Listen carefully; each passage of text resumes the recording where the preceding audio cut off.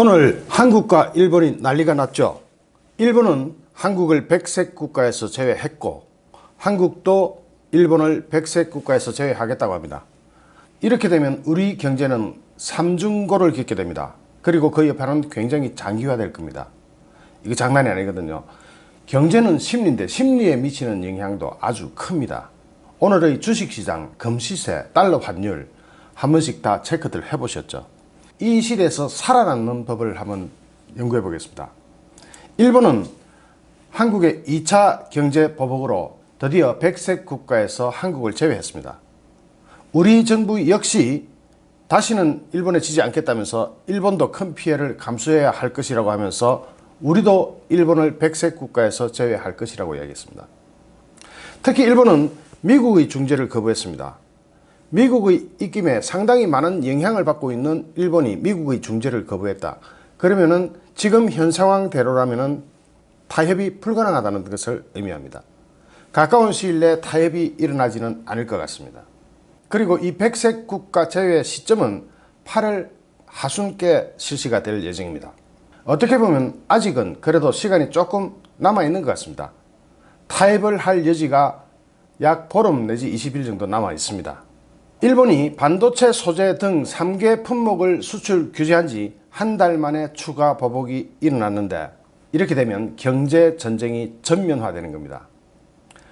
1965년 한일 수교 이후 최악의 상태로 치닫고 있습니다.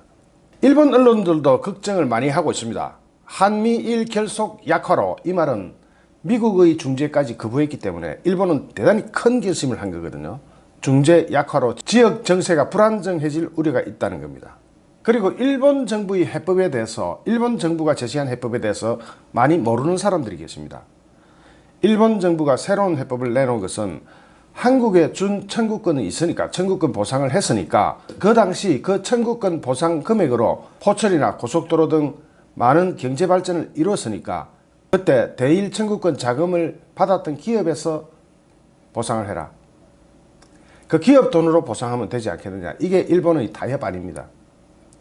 대신에 우리 정부의 타협안은 일본과 한국이 50대 50 반반 부담하자 이겁니다.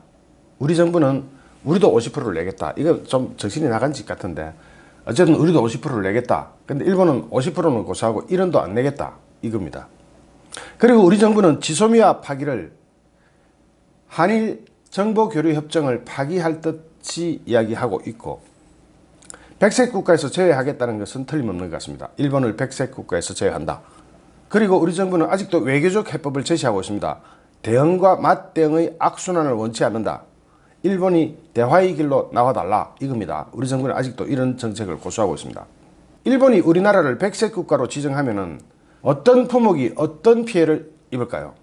한국이 일본의 백색 국가에 빠지게 되면 약 857개 정도가 될 것이라고 추산합니다. 현재까지는 일본 정부는 원칙적으로 문제가 없으며 통상 절차에 따라 허가는 내주겠다는 입장입니다. 아주 다 끊는 게 아니고. 다만 일본이 여러 가지 핑계를 잡을 수가 있죠.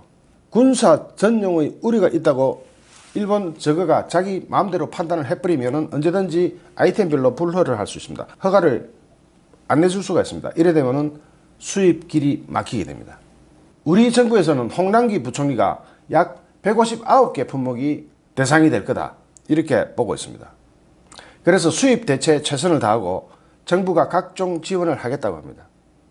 그리고 일본을 백색 국가에서 제외함으로써 대일 수출 품목도 영향을 받을 것 같습니다. 우리나라가 일본에 수출하는 품목들 있죠. 이것도 영향을 일정 부분 받을 겁니다. 일단 일본을 백색 국가에서 제외해버리면 수출하는 데 애로사항이 있습니다. 가뜩이나 수출이 안 돼서 죽을 판인데 어쨌든 지금 상황으로서는 이걸 피해갈 수는 없을 것 같습니다. 일본이 우리나라를 백색 국가로 지정하면 우리도 일본을 백색 국가로 지정해버려야 됩니다. 그건 맞습니다. 그게 틀리다는 이야기가 아닙니다. 다만 여기까지 끌고 온 무지무능 무책임이 문제입니다. 그리고 우리 정부의 기조는 어디까지나 일본 정부의 대응을 봐가면서 맞대응을 하겠다는 겁니다. 그때 순차적으로 맞대응을 하겠다는 겁니다. 오늘 우리나라 주식시장은 어떻게 됐을까요? 자, 일봉입니다. 일봉을 가져봤는데 드디어 2000선이 깨지고 내려갈 준비를 하고 있습니다. 당분간 이게 장기화된다 그랬죠. 그러면 얼마까지 내려갈 것이다. 물론 내려간다고 해서 팍 내려가지는 않습니다. 지금 파동이론으로 볼 때는 1파, 2파 이렇거든요. 3파가 남았습니다. 팍 내려가게 남았습니다. 그렇지만 한번 올라갔다 내려갑니다. 그때 한번 올라갈 때 돈 사들고 주식시장 뛰어 들어가지 마십시오. 그게 함정입니다. 그걸 가장 조심해야 될 겁니다. 환율에 대해서 그동안 제가 여러 번 말씀드렸죠. 별로 반가운 이야기는 아니지만 저는 절대로 제가 달러를 매석해라 이런 이야기 하지 않습니다. 환율 전망만 할 뿐입니다. 오늘 1201원입니다. 1200대가 깨졌습니다. 정부에서는 이 환율 방어할 겁니다. 막대한 외화를 쏟아부어 가면서 환율 방어할 겁니다. 내일부터 본격적으로 할 겁니다. 그러면 내일 일단 1200선 이하로 다시 내려오겠죠. 그러다가 다시 올라갈 겁니다. 얼마까지 올라갈 걸로 예상하느냐. 만약 장기화된다면, 지금 같은 경제가 장기화된다면 1250원까지 갈 겁니다. 그러나 중간에 변수가 굉장히 많습니다. 원래 환율이라는 게 변수가 굉장히 많은 겁니다. 그렇기 때문에 확정할 수는 없지만 어쨌든 지금 오늘 오른 거는 맛배기입니다. 앞으로 더 오를 여지가 많이 남았습니다. 국내 금시세는 지금 5년, 7년 이래 최고치를 기록하고 있습니다. 2016년 1월 달에 39,000원 하던 금값이 지금 55,595원. 이거요, 장난 아니거든요. 1g에 55,595원. 이게 얼마까지 가느냐? 6만원 넘어갈 겁니다. 그렇다고 해서 금시세가 반드시 6만원을 넘어갈 것이다 이렇게 보시면 안 됩니다. 6만원을 예상할 수가 있다는 뜻입니다. 그 정도로 금에 자금이 몰릴 겁니다. 이 부분은 뒤에 가서 좀 더 자세히 설명드리겠습니다. 그러면은 도대체 어떻게 하면 이 난국을 돌파할 수 있느냐? 우선 일본과 관계된 사업을 하시는 분들께 말씀드리겠습니다. 일본하고 어떤 연관이 있다. 그러면 일단 참고하시기 바랍니다. 우리 정부가 내놓은 대응책을 먼저 한번 보겠습니다. 우선 일본의 백색 국가 배제 조치로 인해 관련되는 전략물자의 수는 1194개입니다. 그 중에서 다른 나라에서 수입 대체 가능하거나 국내 생산이 가능한 품목, 기타 여러 가지를 빼고 진짜로 위험한 품목은 159개 품목입니다. 이 159개 품목도 어쩌면 그 영향이 제한적일 가능성이 있지만 이 159개 품목을 다루시는 분들은 굉장히 조심하셔야 됩니다. 일단 일본에서 물건 사오는데 조금 애로사항이 더해집니다. 그렇다고 아주 방법이 없는 건 아닙니다. 정부 대책을 한번 보겠습니다. 기업에 대해서 가장 시급한 것은 정보라고 정부는 판단하고 있습니다. 그거 맞습니다. 그래서 관련 정보를 보다 편리하고 쉽게 파악할 수 있도록 홈페이지를 개설해 가지고 여기에 대한 안내를 하겠다고 합니다. 이 홈페이지는 제가 지금 여기 URL을 달아놨는데요. japan.kosti.or입니다. 이걸 오늘부터 운영해 나간다고 합니다. 일단 일본하고 사업을 하시는 분들은 자기 품목이 해당되는지 안 되는지를 떠나서 한번 들어가 보셔야 합니다. 왜냐하면 여기에는 위기와 기회가 동시에 존재하고 있기 때문입니다. 만약에 이 전략 품목에 들어갔다고 하더라도 159개 품목에 들어갔다 하더라도 우연히라도 내가 이 부분에는 정말 자신 있는 분야인데 할 수도 있습니다. 그런 아이템이 여기 섞여 있을 수도 있습니다. 물론 웬만한 기술을 가지고 일본이 보복을 하겠습니까만은 그럴 가능성이 전혀 없다고 볼 필요는 없습니다. 그래서 지금 제가 이 파란색으로 일부러 잘 보이라고 파란색으로 해놨는데 이게 스마트폰으로 안 보이시는 분은 컴퓨터로 보시면 보일 겁니다. 이 파란색으로 해놓은 여기는 일반인들도 누구라도 한 번쯤 들어가 보십시오. 그래서 정보를 파악해 보시면 도움이 크게 될 겁니다.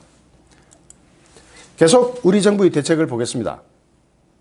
수출 규제 관련 품목 반입 시 신속히 통과될 수 있도록 24시간 상시 통관 지원 체제를 가동하고 서류 제출 및 검사 선별을 최소화하겠다. 서류를 대충 보겠다는 겁니다. 왜냐? 159개 품목에 대한 어떤 대체 산업을 개발하는 사람이 있다면 서류에서 걸려가지고 물건 못 들어오게 하는 일은 없겠다. 좀 통관을 편하게 해주겠다 이런 겁니다. 보세구역 내 저장 기간을 연장해주고 보세구역에 좀 오래 있도록, 왜냐하면 자기 창고가 없는 사람은 보세구역에서 통관을 좀 더 늦게 해오는 게 낫죠. 그럴 때 보세구역 내 저장 기간을 연장해 준답니다. 참고하세요. 이거 사업하시는 분들 굉장히 큰 거잖아요. 저 역시 옛날에 가방 들고 해외를 많이 다녔었습니다. 이런 실무는 간단하게 한번 듣는 것도 굉장히 큰 도움이 되기 때문에 제가 말씀드리는 겁니다. 그리고 수입신고 지연에 대한 가산세를 면제하겠다고 합니다. 이 수입신고를 놓치는 경우가 참 많잖아요. 솔직히 실무하다 보면은 아차 하고 놓쳐버리는 경우가 많죠. 그때 가산세가 없답니다. 이 품목에 해당되시는 분들은 자기 품목이 수입신고 지연에 대한 가산세를 물어야 되는지 말아야 되는지 한번 보시고 면제해 준다니까 좀 편하게 일을 하실 수가 있겠네요. 해외에 수입 대체를 할 수 있는 공급처를 찾으러 가시는 분들, 정부에서 50% 비용을 부담하겠다는 뜻으로 조사 비용 자부담을 50% 이상 경감해 주겠다고 합니다. 이런 목적으로 해외에 나가시는 분들은, 또는 그와 유사한 목적이라도 참고는 하셔야 되죠. 뭐 일부러 거짓말 해가지고 내가 그런 목적으로 출장한다 이렇게 해외에 나가서 정부 자금을 50%를 빼먹을 생각을 하면 안 되지만, 자기 품목이 거기에 해당된다면 이런 지원을 거부할 필요는 없습니다. 받아야 됩니다. 그래서 50% 경감해주는 조치가 있다고 합니다. 그리고 수입 대체를 도와주는 거점 무역관을 각 지역별로 설정해서 정보를 제공해 준다고 합니다. 그러니까 해외 출장 가실 때 거점 무역관이 있는지 한번 보시고, 여기 둘러서 막 바이아 셀러 찾느라고 고생할 필요 없이 이런 데 가서 정보를 파악할 수도 있습니다. 그런데 옛날 제 경험에 의하면 공무원들 일하는 게 하도 시덥지 않아서 형편없어서 오히려 우리가 가서 정보를 주는 경우가 많죠. 물론 그게 국가에 도움되니까 저희들도 했습니다만은, 우리가 오히려 호트라 같은데 정보 제공 많이 했잖아요. 솔직히 그렇잖아요. 그래도 정보를 얻어오는 것도 가끔 그럴 경우도 있잖아요. 그래서 거점 무역관은 한번 가볼 필요가 있을 것 같습니다. 이게 다 호트라 끽 눌러가지고 하는 일 같은데 뭐 거점 무역관이라고 해서 다르겠습니까? 호트라 해외지사랑 같은 거죠. 그리고 일본의 CP기업 제도를 활용하라. 이거는 정말 도움됩니다. CP기업 제도가 뭡니까? 일본이 국가적으로 백색 국가 지정을 제외한다 하더라도 해당 기업이 CP 허가권을 가지고 있으면은 백색 국가랑 똑같은 혜택을 받을 수가 있습니다. 예를 들어 성실기업 이런 거죠. 성실기업으로 지정되어 있는 일본의 기업이 있다. 자기 거래처가 거기에 지정되어 있는지 안 되어 있는지 빨리 알아보셔야 됩니다. 전화 한 통 해보셔야 됩니다. 너 그 회사 CP 허가권 가지고 있나? CP 기업제도 있나? 그래서 그 회사가 가지고 있다면 그 회사가 화이트 리스트에 있을 때랑 똑같은 영향을 발휘할 수가 있습니다. 일본의 기업 자율 준수 프로그램인 수출관리 내부 규정, 즉 CP를 인정받은 경우에는 이 기업이 일반 국가용 포괄 허가를 이용할 수가 있습니다. 일반 국가지만, 즉 백색 국가가 아닌 일반 국가라 하더라도 이 포괄 허가를 받을 수가 있어요. 그러면 대한민국이 백색 국가에 지정돼도 이 CP를 이용하면은 백색 국가에 그대로 있는 것과 같은, 그냥 편하게 물건 사올 수 있습니다. 자기 돈 내고 물건 사면서 참 치사한 경우지만 어쩔 수 있습니까? 이렇게 양국이 싸움이 붙어버렸는데, 일본에는 이 CP 기업이 약 1200개에서 1300개가 있다고 합니다. 여러분 혹시 자기 거래처가 여기에 해당되는지 한번 알아보십시오. 저도 옛날에 실무할 때는 정보에 많이 목이 말라 있었거든요. 그런데 이렇게 일본 기업에 전화 한 통 해보면 알 수 있는 이런 정보는 사실 좀 쉽잖아요. 저는 옛날에 텔렉스 시대 때 이랬습니다. 텔렉스 한 글자 한 글자가 다 돈이잖아요.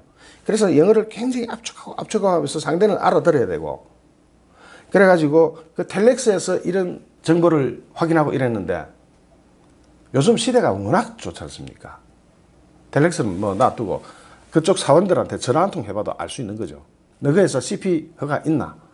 있으면 우리 회사를 아예 포괄승인 제도에 넣어달라. 그러면 백색 국가로 지정되거나 말거나 백색 국가랑 똑같은 혜택을 받는다 이거죠. 그 다음에 정부 지원 방침은 R&D 등 꼭 필요한 부분에 대해서 한시적으로 화학물질 등의 인허가 기간을 대폭 단축하고, 이 말은 뭐냐면은 화학제품이 원래 인허가가 까다롭습니다.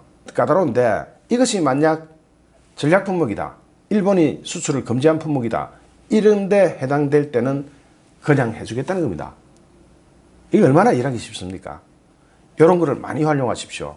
제가 이런 이야기를 하니까 꼭 상사맨들한테 이야기하는 것 같은데 그냥 넘어가겠습니다. 지금 제가 방송하는 목적이 상사면들한테 하는 건 아닙니다. 그죠? 그래서 넘어가겠습니다. 다음에 정부에서 금융에 관한 도움을 준다고 합니다. 국세 납기를 연장해주고 세금을 좀 늦게 내도 될 수 있게 해주고 징수를 유예하고 정부에서 강제로 뜯어가는 것도 시간을 좀 더 벌게 해주고 부가가치세 환급금을 조기에 지급하고 영세율 적용받으시는 소기업이라 하더라도 이럴 때 혹시나 빵이나 부가가치세 환급을 좀 더 빨리 받을 수 있는 방법이 있는지 한번 알아보세요. 세무조사를 유예해 준다고 합니다. 이런 해당 기업에 대해서는. 그동안 참 세무조사 지독하게 했죠. 박근혜 정부랑 좀 친했던 기업들 세무조사 받느라고 그동안 얼마나 고생하셨습니까? 그런데 여기에 해당되면은 세무조사 면제해 준다고 하네요. 관세 부담 완화해 준다 그러고. 그런데요, 다 읽지 않겠습니다. 그냥 정부 지침은 아까 이야기했던 그 사이트에 들어가면 다 나옵니다. 다 나오니까 그거 보시면 됩니다. 그런데 정말 중요한 이야기를 좀 해야 되겠습니다. 이런 조치들이 왜 인재세를 합니까? 이거 완전히 사후의학 방문 아닙니까? 사람은 이미 죽어버렸는데, 죽고 났는데 처방전 내면 뭐합니까? 그동안 사람 중심 경제 퍼부은 돈 중 한 50조라도 이런데 수입대체나 방위산업 이런 산업 부분에 투자했더라면 실업자를 줄일 수가 있잖아요. 경제를 살릴 수가 있습니다. 적어도 사람 중심 경제에 쏟아부은 돈의 절반이나 3분의 1만이라도 산업 부분에 투자했으면 이런 일이 발생을 할까요? 이런 일이 발생하고 나서 사후의학 방문 이거 참 마땅치 않은 겁니다. 왜냐하면 박근혜 정부 때 이미 이런 일이 발생할 것을 예상하는 공무원들이 많았고 보고서도 올렸잖아요. 그러면 문재인 정부도 다 알고 있던 상황 아닙니까? 자기네들이 정권 받으면서 정권 인수하면서 한일 간의 문제점 해가지고 보고서 다 받아서 다 알고 있는 거 아닙니까? 공무원들이 놀러 다닙니까? 다 이미 일 다 해놓은 거. 그 당시에 미리 예산을 이쪽으로 돌려가지고 미리 수입 대체나 이런 거 다 해놨다면은 이런 일이 있었을까요? 보십시오. 수입 대체 지금 방안들이 막 나오죠. 예산도 지원하고. 그런데 이 수입 대체는 미리 알 수 있었던 겁니다. 문재인 정부 초기부터 알고 있었던 겁니다. 어떤 품목이 위험하다. 이것까지 다 알고 있었던 겁니다. 아니라고요? 내기할까요? 100% 알고 있었습니다. 그렇지 않으면 아예 박근혜 정부 때 마련해 두었던 여러 가지 경제 정책들을 그대로 밀고 나가기만 했어도 충격은 덜합니다. 훨씬 덜합니다. 박근혜 정부 때 준비되어 있던 여러 가지 경제 정책 이런 것들을 그대로 밀고 나가기만 해도 진짜 고급 일자리 그대로 만들고 이런 일에 미리 대비가 될 수 있었습니다. 그런데 그 돈을 산업 분야에 퍼붓지 않고 전부 어디 퍼부었습니까? 이번 정부가. 전부 다 사람 중심 경제라는데 알바 일자리 같은 단기형 일자리에 돈 쏟아부은 게 얼마입니까? 정작 써야 될 돈을 전부 엉뚱한 데 다 퍼부어버리고 일본한테 얻어 터지고 나서야 이제 겨우 산업계에 투자를 한다니까 기가 막히는 거죠. 뭐 하나 제대로 된 게 있습니까? 탈원전 한다고 해서 산업 자체를 왕창 원자력 산업 자체를 다 없애버리다시피 했죠. 다 망하겠죠. 두산중공업 죽다 살아난 거 아닙니까? 그것도 미국 수출길 뚫어서 죽다 살았죠. 그렇게 정작 써야 될 돈은 엉뚱한 데 다 퍼버리고 일본한테 얻어 터지고 나서야 이제 정신 차려가지고 산업계에 이렇게 찔끔 투자한다고 하니까 기가 막히지만 이제는 세수실적, 즉 세금을 그때만큼 받아들일 수가 없습니다. 경기가 가라앉아가지고 세수실적이 떨어져 버립니다. 여러 가지 통계 나왔죠. 보도 나왔죠. 그러면 모자란 돈은 또 어디 가서 충당해야 됩니까? 그렇습니다. 국채 찍어야 됩니다. 이러니까 국채를 마구잡이로 찍어댈 수밖에 없죠. 국채는 나라빚입니다. 그냥 허공에서 떨어지는 거 아닙니다. 아무리 찍어대도 현 정권은 책임지지를 않습니다. 지금도 적자 국채를 발행하고 있잖아요. 그런데 이것이 대부분 다음 정권으로 아니면 그 다음 정권 이렇게 넘어갑니다. 그래도 우리나라 국민들은 천성이 개돼지라서 이런 거 잘 모릅니다. 속으면서도 속는 줄 모릅니다. 오히려 잘한다고 박수를 쳐대니까 속으로 얼마나 국민이 우습겠습니까? 속으로 얼마나 국민이 우습겠습니까? 하는 데 대한 증거 하나 제시해 볼까요? 이번에 벌어지고 있는 이런 대일 관계, 반일 감정을 이용해서 내년 총선까지 끌고 가자.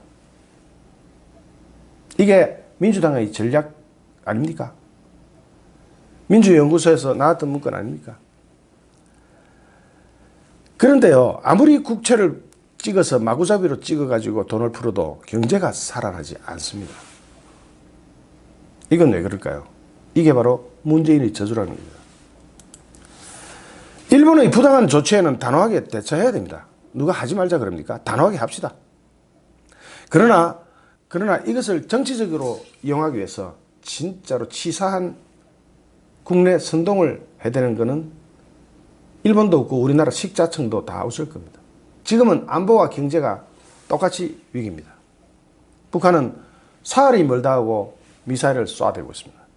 이런 정부라면 좋아할 때가 아니라 책임을 느껴야 될 때죠. 문재인의 무책임은 친일 반일 프레임으로 탈출합니다. 이게 우리나라 정서입니다. 반드시 문재인은 그 탈출에 성공할 겁니다. 더군다나 내년 총선은 한일전으로 치를 겁니다. 진짜로 그래 될 겁니다. 왜냐하면 지금까지의 대결 상황을 그동안 해소하지 않고 풀지 않고 이제서야 은발의 오줌 누기로 찔끔 풀어놓는 거 보면 여러분 아시죠? 저게 해결이 됩니까? 저렇게 해서 해결이 됩니까? 저렇게 해서 해결될 것 같으면 일본하고 전쟁치죠. 그러면 우리가 이길 겁니다. 이런 식으로 해가 이길 수 있다면. 일본하고 만약 실제로 전쟁을 치면 독도 상공에서 약 10분에서 30분 내로 우리나라 해군과 공군은 전멸할 겁니다. 경제정쟁 역시 마찬가지입니다. 문재인 정권의 머릿속에는 외교적 해법을 동원해서 이걸 잘 풀어내는 것보다 반일 싸움이 득표에 도움이 된다고 지금 판단하고 있을 겁니다. 얼마 전에 나온 민주연구소의 보고서는 그것을 확정적으로 증거하는 증명 자료입니다. 증거 자료입니다. 우리 경제는 지금 삼중고로 들어가고 있습니다. 문재인 시대의 삼중고. 사상 최악의 실업률. 단기 알바 같은 일자리로 땜질되고 있는 이런 상황임을 간과해서는 안 됩니다. 왜 실업률이 첫 번째로 위험하냐면은 주식 투자할 때 어떻게 얘기합니까? 실업률이 최고 마지막 지표라고 이야기하죠. 실업률 보고 판단해라. 그러면 적어도 3개월, 6개월, 1년 후를 예측할 수가 있다. 이거 아닙니까? 지금 실업률이 이렇게 나오면은 3개월, 6개월, 1년 후의 경제는 어떻게 된다. 이렇게 알 수 있잖아요. 그래서 주식 투자할 때 실업률을 제일 마지막에 보는 지표잖아요. 사상 최악의 실업률을 기록하고 있다는 것은 이것은 단기 알바 같은 땜빵 일자리 빼고 이야기하는 겁니다. 땜빵 일자리 빼보면 사상 최악의 실업률이 맞거든요. 사상 최악의 실업률이 첫 번째 경제 삼중고에 들어갑니다. 이건 점점 더 심화될 겁니다. 두 번째가 20년 이래 최악의 경제난입니다. 이건 사람 중심 경제정책이 계속되는 한 더욱 더 심화될 겁니다. 내년도 최저임금 인상률 조금 올렸다고 해서 사람 중심 경제가 끝났다고 보시는 분은 바보입니다. 생각을 안 하는 사람입니다. 사람 중심 경제는 지금 정부 요체의 누구도 이것을 포기하겠다 한 사람이 한 사람도 없고 이것을 그대로 밀고 나가겠다 이렇게 주장하는 사람들이 훨씬 많습니다. 내우에 겹쳐서 외환이 일어난 겁니다. 내우외환이라 그러죠. 무책임한 외교가 대일 외교 참 사납죠. 대미 외교 어떻습니까? 트럼프 미국 대통령이 문재인 알기를 뭐처럼 안다고요? 개뭘 알죠. 미국 가서 정상회담 딱 2분. 중국의 시진핑은 문재인을 뭘로 봅니까? 역시 개뭘 알죠. 중국까지 불러놓고 밥 딱 두 끼 먹고 나머지는 혼밥. 북한의 김정은이는 문재인 알기를 뭘로 보고 있습니까? 역시 개뭘 알죠. 이런 외교 참사로 인한 최악의 대외 여건이 형성되어 있습니다. 이게 삼중고에 들어가 있습니다. 대내적으로는 최악의 실업률, 사람 중심 경제. 물론 최악의 실업률은 사람 중심 경제에서 나온 거지만 이게 워낙 특이한 지표다 보니까 하나의 요인으로 내놨습니다. 이외에 4중고, 5중고, 6중고, 7중고, 8중고 훨씬 더 많지만 대표적인 것만 이렇습니다. 대내적, 대외적 내우, 외환, 안으로 보나 밖으로 보나 안과 밖이 다 우리 경제 숨통을 조이고 있습니다. 이런 시대에 어떻게 살아남아야 되는가? 그 방법을 물론 다른 데서도 보셨겠지만 한번 재점검해 보지 않을 수 없습니다. 만약 이 영상을 보시는 분이 투자자시라면 주식 비중을 줄이세요. 제가 6개월 전부터 아니 한 8개월 전부터 계속 주장해 오던입니다. 10개월이 넘었네요. 주식 비중 줄이세요. 만약에 주식 비중을 줄이고 현금이 생기면 안전한 자산으로 투자하세요. 지금 국고채나 채권 이런 쪽은 좀 안전합니다. 수익률이 떨어져서 그렇지 안전합니다. 뭐 지금 상황에서 얼마나 많은 수익률을 바라세요? 국고채나 채권은 수익률 하나는 안전하게 보장되어 있잖아요. 그리고 외화, 달러, 유로화, 그리고 금 이런 안전자산으로 포트폴리오를 새로 짜십시오. 달러나 금은 오히려 가격이 떨어질 수도 있으니까 채권은 이자율이 떨어지면 떨어지지 가격이 떨어지지는 않습니다. 무엇으로 결정하실는지 몰라도 또 돈이 더 많으신 분들은 지금 부동산 침체기에 들어가 있으니까 부동산을 확보해놓는 것도 방법이 됩니다. 이런 안전자산으로 포트폴리오를 새로 구성하셔야 됩니다. 중소상공인이 이 영상을 보신다면 현금 확보를 하십시오. 지금은 현금이 왕입니다. 더구나 지금 시점에서는 이자율 부담이 낮지 않습니까? 이자율이 싸지 않습니까? 만약에 이자만 부담할 수 있다면 부채 상환은 좀 미루세요. 안전한 캐시 플로우를 확보하고 몇 년간 버티세요. 문재인 정권 끝날 때까지만 버티면 될 겁니다. 이때 캐시 플로우 확보조차도 곤란한 분이 계신다면 당분간 쉬십시오. 쉬면서 불황 때 뭐가 잘 되는가? 불황형 사업을 하면 그런 아이템을 연구해 보십시오. 그런 것도 괜찮습니다. 쉬는 것도 때로는 돈을 버는 방법입니다. 그만큼 안 쓰잖아요. 사업을 계속 하게 되면 임대료부터 해가지고 고정적으로 쫙 나가는 게 한두 푼입니까? 그걸 막고 좀 쉴 수가 있잖아요. 좀 쉬면서 계속 정보를 파악하고 연구를 하는 것. 이게 어떤 때는 도움이 더 많이 됩니다. 나중에 무엇을 하더라도 지금 공부가 되어 있으면 나중을 대비할 수가 있잖아요. 그러면서 R&D를 게을리하지 마십시오. 이럴 때 준비하는 기업이 나중에 큰 기업이 될 수도 있습니다. 그리고 또 하나, 해외 거점을 마련하십시오. 돈 싸들고 아예 외국으로 탈출하시는 분들도 지금 아주 러시를 이루고 있지만 그래도 어떻게 대한민국 국민한테 한국을 떠나라고 제가 이야기하겠습니까? 해외 거점을 마련하라는 것은 포트폴리오의 일종으로 생각하십시오. 포트폴리오의 일종으로 생각하고 특히 가장 안전한 국가를 꼽으라고 하면 뭐 스위스 이런 데가 되겠지만 동남아보다는 미국으로 가십시오. 어떤 경우가 와도 세계에서 최강국은 미국입니다. 자금 여유가 계시는 분들한테 드리는 말씀입니다. 뭐 제 같은 경우는 해당 사항이 없고요. 그리고 기타 여러 가지가 있을 수 있겠죠. 이런 상황에서 어떻게 살아남아야 되는가? 우리 집단지성 한번 발휘해 볼까요?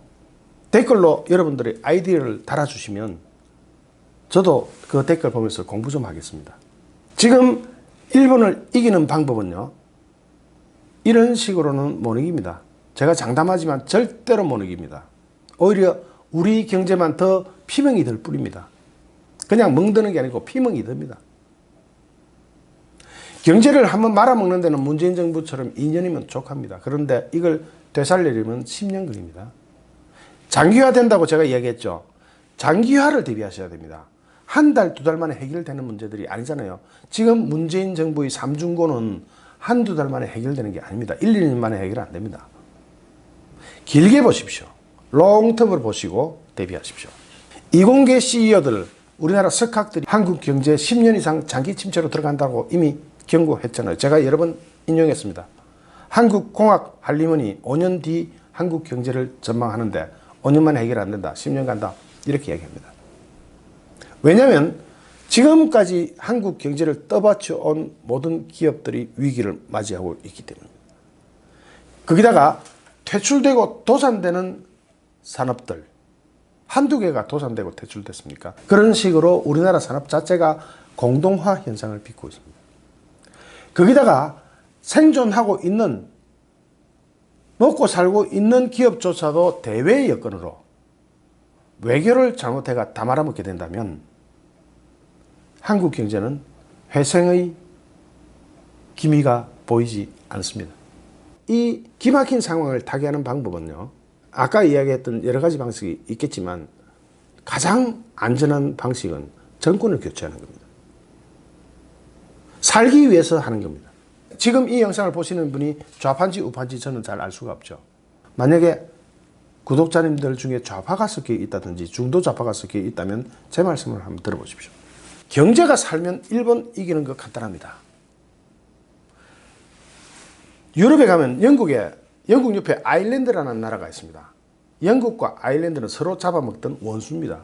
한국과 일본 비교도 안 되게 사이가 나쁩니다. 한때는 영국이 아일랜드를 굶겨 죽이려고 했고요. 아일랜드가 독립하고 나서 계속 영국을 물어뜯습니다. 철천지 원수처럼. 우리가 일본 물어뜯는 거는 비교도 안 되게 물어뜯습니다. 그런 아일랜드가 영국보다 소득이 높아져 버렸습니다. GDP, GNI 다 높아져 버렸습니다. 그 결과 어떻게 됐는 줄 아십니까? 아일랜드인의 가슴 속에 자리하고 있던 정오심이 다 녹아내려 버렸습니다. 이제는 영국 대하기를 원수로 대하지 않습니다. 아주 친한 이웃으로 대합니다. 왜냐하면 자기네가 영국보다 더 잘 살거든요.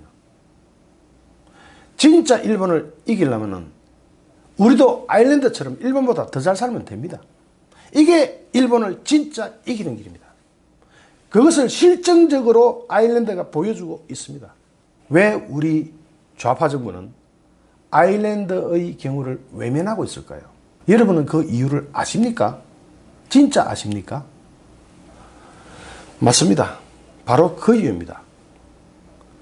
아일랜드처럼 더 잘 살아서, 영국보다 더 잘 살아서 그 마음속에 들어있던 원한을 녹여내기보다는 당장 일본을 쥐어 뜯어서 일본과 싸워서, 그래서 우리가 더 망하게 되면 내년도 총선에서 이기기 때문입니다. 반영 감정을 가졌던 아일랜드인들은 다른 선택을 택해가지고 영국과의 반영 감정이 사라져 버렸지만 우리 정치인 중에 특히 좌파 정치인들, 일본과의 싸움을 확대해야 총선에서 이기는 그런 정치 구조를 가지고 있기 때문에 우리는 아일랜드의 길을 가지 않는 겁니다. 참으로 비참한 현실입니다. 아일랜드의 경우를 다시 한 번만 이야기 더 할게요. 아일랜드가 영국보다 형편없이 살 때는 어떻게든 영국이만 보면 죽이려고 그랬습니다. 실제로 폭탄 테러도 했습니다. 우리는 일본한테 가서 자폭 테러 안 하잖아요. 아일랜드는 했어요. 그 정도로 사이가 나빴습니다. 그 정도로 원수처럼 여기던 아일랜드가 영국보다 더 잘 살게 되니까 그 원인은 여러 가지가 있지만 대표적인 게 감세입니다. 세금을 깎아줘 버리니까 외국 기업들이 확 들어가지고 영국보다 더 잘 살게 되어버렸습니다. 이 감세 정책으로 뭐 다른 정책도 많지만 영국보다 더 잘 살게 되니까 그 다음부터는 영국의 테러를 안 합니다. 오히려 영국한테 다가가서 먼저 인사합니다. 이제는 아일랜드의 가슴 속에 있던 원한이 다 녹아내려 버린 겁니다. 그것이 진정으로 일본을 이기는 길입니다. 그러나 우리 정치인, 특히 문재인 정권은 그럴 생각이 없습니다. 민주연구소의 보고서가 그것을 증명하고 있지 않습니까? 어떻게든 이 한일 갈등, 이 한일 대결 구도를 내년도 총선 때까지 그리고 대선 때까지 가지고 갈 겁니다. 제가 장담하죠. 어떻게든 이 한일 구도 가져갑니다. 그러면 총선에서 이기기 때문입니다.